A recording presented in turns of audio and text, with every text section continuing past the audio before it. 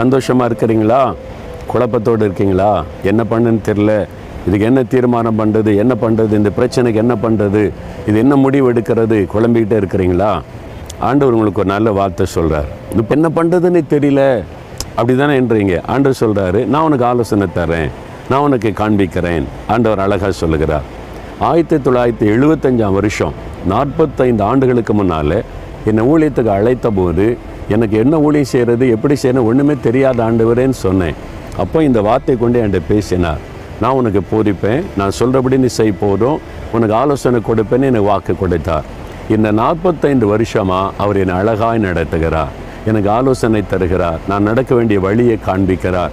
அதனால தான் நான் இந்த ஊழிய பாதையில் இதுவரைக்கும் தடுமாறாமல் போய் கொண்டிருக்கிறேன். உங்கள் வாழ்க்கையில் கூட ஆண்டவர் ஆலோசனை கொடுத்து உங்களுக்கு காண்பிப்பேன்னு சொல்கிறார்ல, ஆனால் அதுக்கு என்ன செய்யணும்? நான் போய் நீங்கள் அதை ஆண்டவர் சொல்லிட்டாருன்னு சும்மா இருக்கக்கூடாது, தேவ சமூகத்தில் போய் காத்திருக்கணும். நான் சில சமயத்தில் உபவாசத்தோடு போய் ஆண்டோடைய பாத்தில் ஒரு நாள் முழுவதும் காத்திருந்து இந்த வசனத்தை சொல்லி ஜெபிப்பேன்.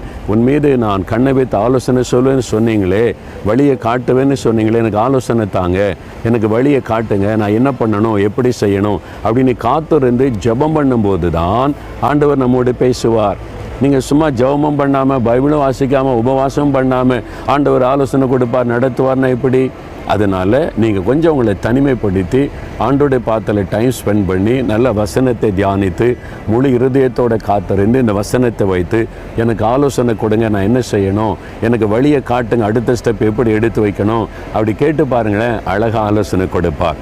நீங்கள் ஏதோ ஒரு காரியத்தில் தீர்மானம் எடுக்க தயங்குறீங்க, கலங்குறீங்க, ஒரு பிரச்சனை உங்களை பயமுறுத்துது, உபவாச நாளை நேமிங்க, நல்லா உங்களை தனிமைப்படுத்தி ஆண்டோடைய பாத்தில் உட்காருங்க. ஒரு 2 மணி நேரம் 3 மணி நேரம் நல்லா ஆண்டோடைய பாத்தில் காத்திருந்த வசனத்தை தியானித்து ஜெபம் பண்ணுங்க. அப்புறம் கேளுங்க, என்கிட்ட பேசுங்க ஆண்டவரே, நீ ஆவியானவர் உங்களுடைய ஆவியிலே பேசுவார். ஆவியானவர் கொடுக்குற ஆலோசனை உங்களுக்கு நல்லா தெரியும், அழகாய் நடத்துவார். சரியா? அது சரிங்களா? தகப்பனே, எங்களுக்கு ஆலோசனை கொடுக்கிற தகப்பன், எங்களை வழி நடத்துகிற தகப்பன், நாங்கள் என்ன வழியில் போகணும், என்ன செய்யணும்னு எங்களுக்கு சொல்லி கொடுக்கிற தகப்பன் எங்களுக்கு இருக்கிறதற்காக ஸ்தோத்திரம். உங்கள் மகளோட பேசுங்கப்பா, இந்த மகனோட பேசுங்க.